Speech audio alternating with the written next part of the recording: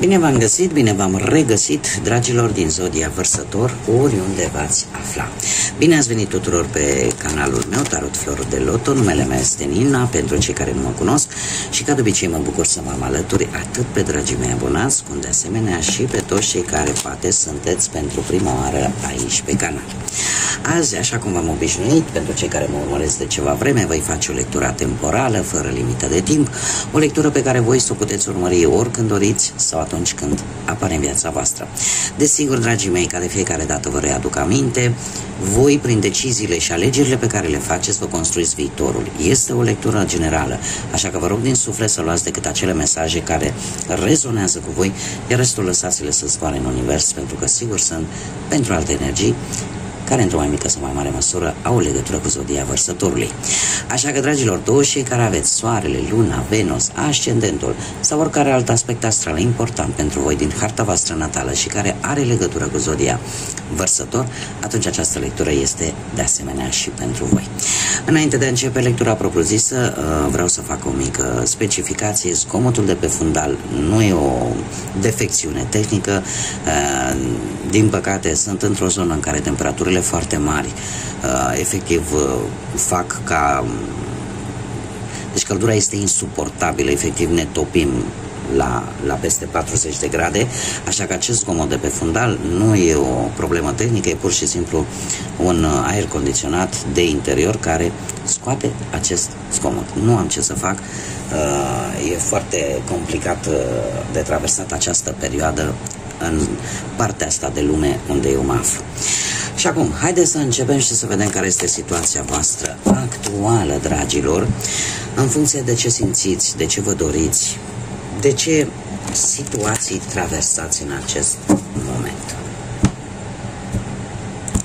Să vedem.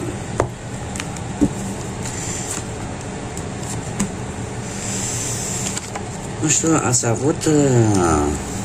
posibil unii dintre voi să fi fost plecați în vacanță, în călătorii, pe o lungă distanță. Sau poate ați vrut să vă recâștigați libertatea, să nu mai vă fie impuse anumite limite. E posibil, pentru că avem, e și zodia voastră aici, un 6. Un 6 care, în mod normal, voi ați încercat să vă regăsiți armonia, să vă regăsiți acel echilibru prin, poate a apărut acea necesitate. Dom'le, trebuie să distrug ceva care nu îmi mai folosește sau trebuie să las în urmă ceva care nu mai este benefic pentru voi. De ce? Pentru că există a vă recâștiga acest echilibru, această armonie și poate pentru a construi ceva nou în viața voastră. Da? Nevoia de echilibru. Sau poate nevoia de vindecare, de ce nu? Asta poate să fie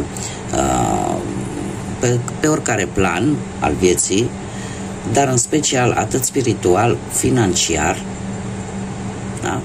Și sau profesional. Și vreau să spun că unii dintre voi ați ajuns într-un nou teritoriu la propriu, poate într-o nouă zonă, într-o nouă locație sau într-o nouă situație. Și eu aș spune că sunteți într-un moment în care sunteți foarte atenți la semne, la ce se întâmplă în viața voastră și încercați să vă construiți o nouă perspectivă a situației. Avem aici și zodia Berbec, care îmi vorbește de dinamism, de energie. Sunteți într-o perioadă în care nu vă place să primiți ordine, sunteți chiar deveniți posibil un pic impulsivi în această perioadă. De ce? Pentru că s-a deschis ceva nou în viața voastră și voi sunteți acolo cumva în construcția unei viziuni a viitorului și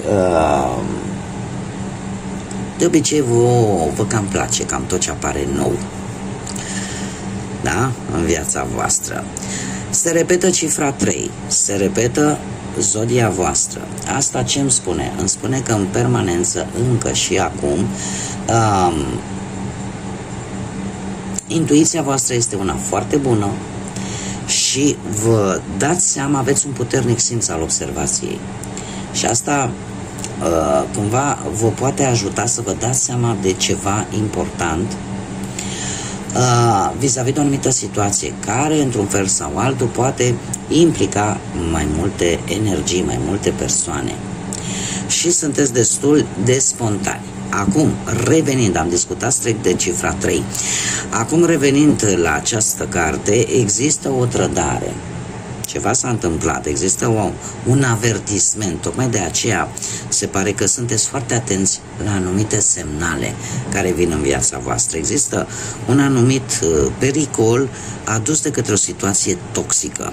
O situație toxică care poate să fie în relație sau poate să fie, nu știu, pentru cei care vă place să vă plac gadgeturile și toată aparatura asta tehnologică nouă, mare grijă pe internet, da? Nu cădeți în plasa unor tot felul de mesaje tentante. Aici poate să fie vorba și de bani, și de dragoste, și de profesie, da? Mare atenție, pentru că există o avertizare vis-a-vis de acest lucru, există atacuri neașteptate, da?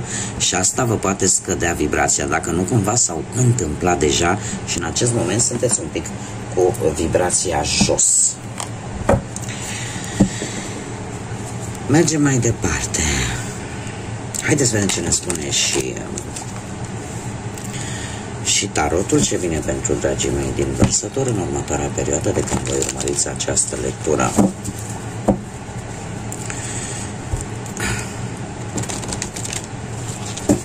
Și începem, desigur, cu planul profesional. Da.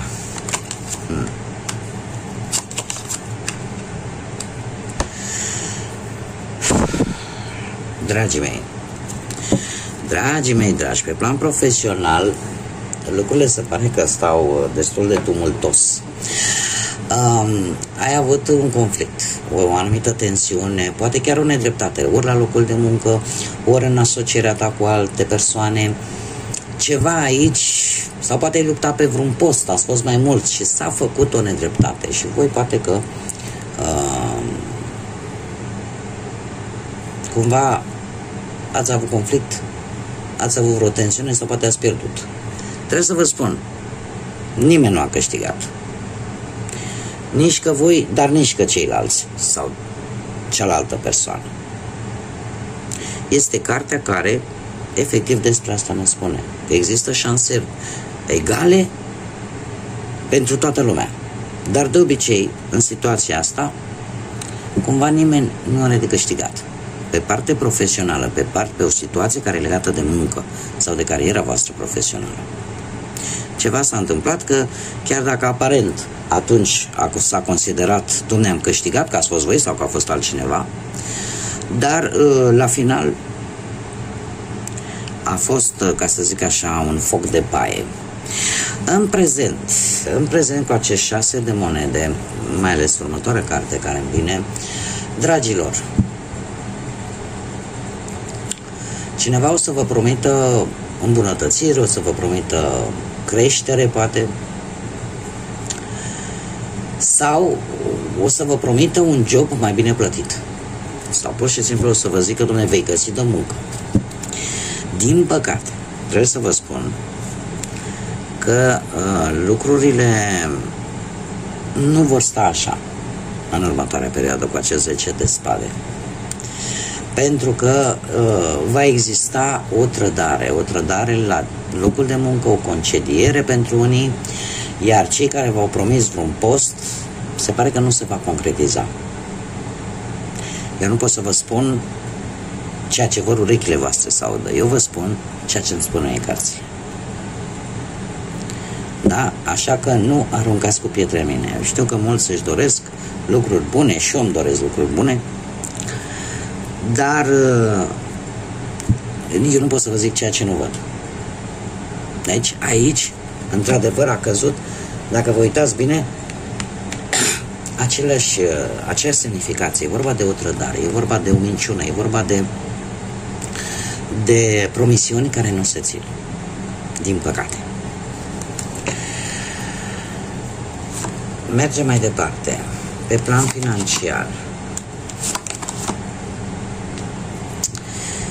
Se repetă 2, cifra 2, foarte interesant. Haideți să vedem. Pe plan financiar avem o situație legată de trecutul vostru, niște bani de foarte, foarte mulți ani, de foarte mult timp.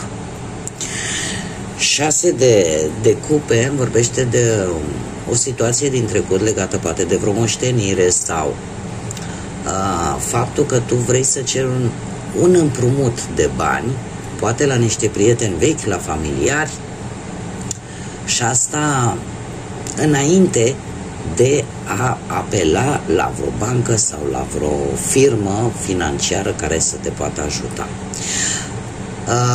Asta e posibil să se fi întâmplat cu puțin timp în urmă. Unii dintre voi chiar ați vrut poate să vindeți un anumit obiect de valoare care să valoreze bănuți. În acest moment, cu 2-ul de spade, eu aș spune că sunteți oarecum prudenți, sunteți oarecum echilibrați și chiar dacă aveți de ales și chiar dacă este dificil, din câte văd eu aici, veți reuși într-un final să faceți o alegere, să luați o decizie, dacă n-ați făcut-o deja. Și nu știu, ar fi bine, cred că în perioada asta, să încercați să nu vă lăsați purtați de emoție și să controlați mult mai bine bănuții. Următoarea perioadă pentru voi vine cu un echilibru între ce intră și ce iese. Și eu aș spune că sunt, pentru că decizia pe care voi o veți lua acum, sau poate pe care ați luat-o, vă va face să ieșiți un pic din zona aia de confort. Dar chiar dacă ieșiți din zona voastră de confort și chiar dacă lucrul ăsta vă dă un pic de teamă, fără să vă dați seama, voi deveniți mai puternici. Da? Pentru că ieșiți dintr-o zonă în care erați obișnuiți să cheltuiți pe cutare sau să faceți, din punctul ăsta de vedere bănesc, să faceți anumite lucruri. Da? Intrase ca un fel de rutină. Decizia pe care voi ați luat-o sau o veți lua în acest moment, pe voi vă va ajuta să vă dezvoltați de fapt și să priviți banul sau să-l cheltuiți poate mult mai înțelept. Da? Sau mult mai bine gândit. Haideți să vedem cu viața sentimentală. Cei care sunteți într-o relație. La voi a fost o perioadă un pic du-te vino. Nu știu dacă aveți copii în zodii de apă, Rac, Pești sau Scorpion, sau perechea voastră are legătură cu zodiile astea sau cu zodiile, alte zodii de aer, la fel ca și voi, Gemeni, Balanță sau chiar Vărsător.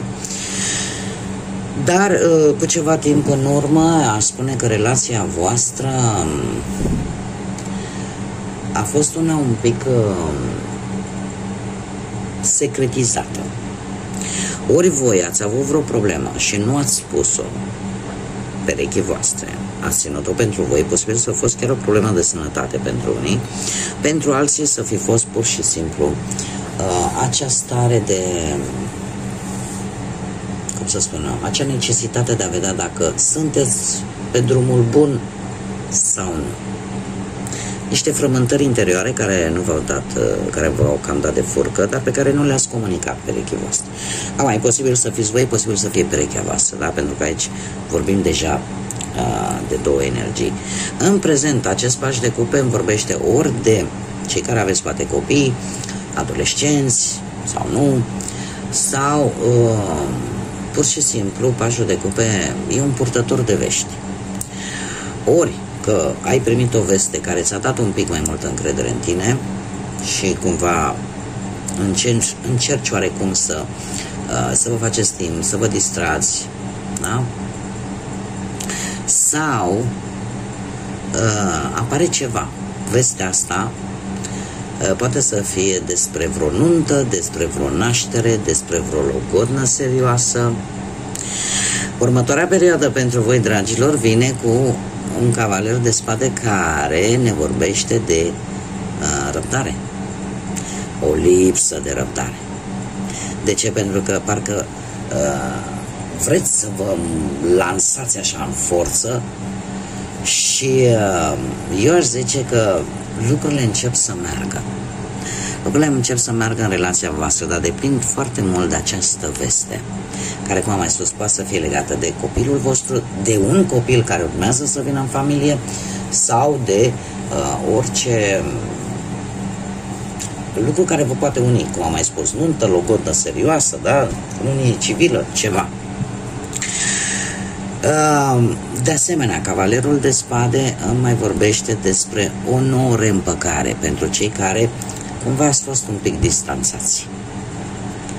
Așa că e de bine. Haideți să vedem cei care sunteți singurei, din păcate, în urma poate a văduviei sau a unui divorț, a unei separări. Dragilor, voi pe plan sentimental, cu ceva timp în urmă v-ați dat seama sau ați realizat cu mai multă claritate: domne, sunt pregătit pentru o nouă relație și vreau să o caut, vreau să o am, vreau să mă implic. Regele ăsta de cupe vorbește de asemenea de zodii de apă, foarte multe zodii de apă, Rac, Pești, Scorpion, și e posibil ca unii dintre voi, ori voi să aveți un ascendent în vreo zodie de apă sau Luna, Venus, ceva de genul ăsta, ori există aici o energie în prezent care să vă dea, cum să spun eu, să vă dea peste cap așa. Cineva poate mai în vârstă ca voi, cineva foarte sentimental, cineva foarte înțelegător, care de obicei nu prea-i plac situațiile conflictuale, de obicei încearcă să le rezolve, dar puteți fi și voi, cum am mai spus, dacă aveți mai ales ascendentul într-o zodie de apă, în principal, să aveți această atitudine, da? În care vă mențineți calmul, măsura, înțelegerea, sunteți destul de toleranți, destul de diplomați în privința asta a vieții sentimentale. Perioada imediat următoare pentru voi, dragilor, vine cu acest paj de spade, un paj de spade care îmi vorbește de cineva care vă cam obosește. De ce? Pentru că probabil face lucrurile foarte lent, în condițiile în care voi sunteți foarte nerăbdători. Trebuie să vă spun că e posibil să vă creeze probleme cineva mai tânăr decât voi, posibil dintr-o zodie de aer, la fel ca și voi, Gemeni, Balanță sau Vărsător, care deține sau va deține un secret pe care voi l-ați spus și care va încerca sau poate chiar îl va folosi la momentul oportun împotriva voastră. Așa că, iar asta să aducă regrete din partea voastră și chiar când e posibil să aveți un nou început. Așa că mare grijă cui spuneți, ce spuneți. Încercați să fiți un pic mai atenți. E posibil ca lucrul ăsta să pentru alții dintre voi, dacă nu vorbim de dezvăluirea acestui secret, să vină cu această nerăbdare voastră, ca lucrurile să meargă foarte repede. Trebuie să aveți răbdare, pentru că toate vin atunci când trebuie, toate au timpul lor divin, timpul lor universal. Așa că graba strică treaba. Haideți să vedem o situație necunoscută care poate apărea în această perioadă în viața voastră, dragilor din Vărsător, sau cu legături puternice cu această zodie.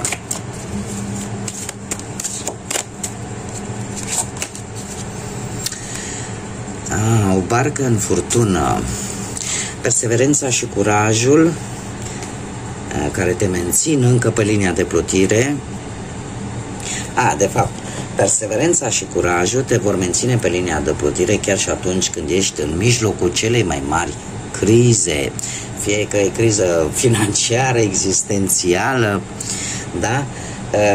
Deci, fiți perseverenți, fiți curajoși, pentru că asta vă va menține la suprafață și asta vă va ajuta să mergeți înainte, nu vă lăsați.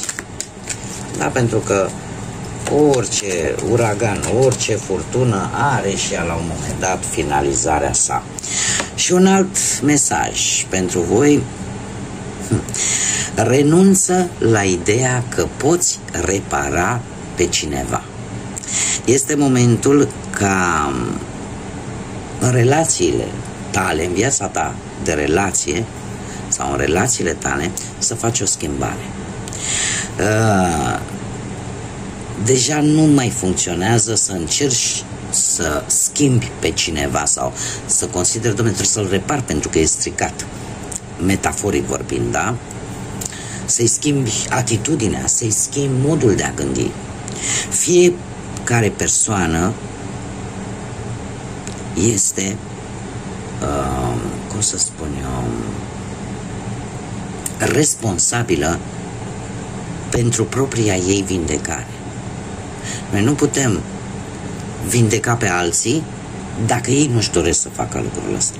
Noi nu putem repara, cu ghilimele de rigoare, sau încerca în a le induce poate o nouă viziune de o anumită problemă, dacă respectiva persoană nu o face. Este practic o muncă în van, o energie risipită, pentru că în primul și în primul rând respectiva persoană trebuie să-și dorească acest lucru. Da? Pentru voi asta poate însemna o pierdere de timp, iar timpul este prețios. Dacă e ceva pe lumea asta care, indiferent câți bani am avea, nu putem cumpăra, este timpul. Așa că nu vă mai pierdeți timpul în încercarea voastră de a schimba mentalitatea, de a schimba felul de a gândi al unor persoane.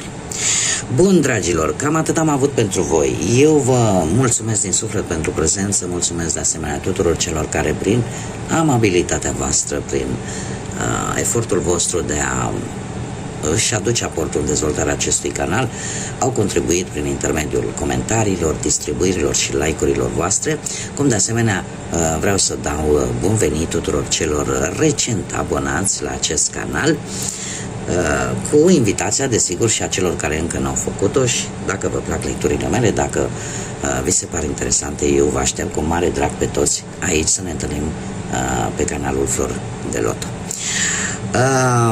Până data viitoare, când ne vom reîntâlni, eu vă doresc tot binele din lume, să aveți parte de acea liniște interioară care să vă echilibreze viața și de multă energie pozitivă. Așa că până la următoarea lectură, numai bine și să fiți iubiți, dragi.